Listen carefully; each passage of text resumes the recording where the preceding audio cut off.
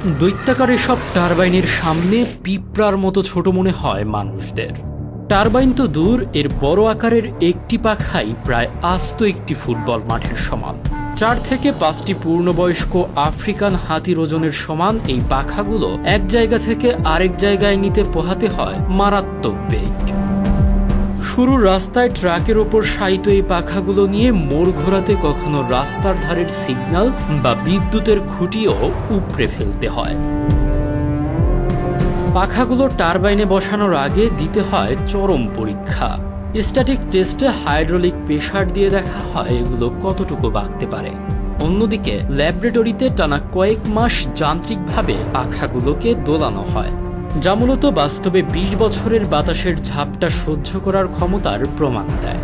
প্রায় 30 থেকে 40 তলা ভবনের সমান উচ্চতায় যখন এই পাখাগুলো ঘোরে, তখন এর ডগা ঘন্টায় 300 কিলোমিটার পর্যন্ত বেগে বাতাস কাটতে পারে। বাংলাদেশের কক্সবাজারের উপকূলীয় অঞ্চলেও বাতাসের শক্তিকে ব্যবহার করে এভাবেই উৎপাদিত হচ্ছে পরিবেশ বান্ধব বিদ্যুৎ। ফাইবার গ্লাসে তৈরি এই বিশালাকার প্রযুক্তি আধুনিক প্রকৌশলবিদ্যার এক অনন্য বিস্ময়।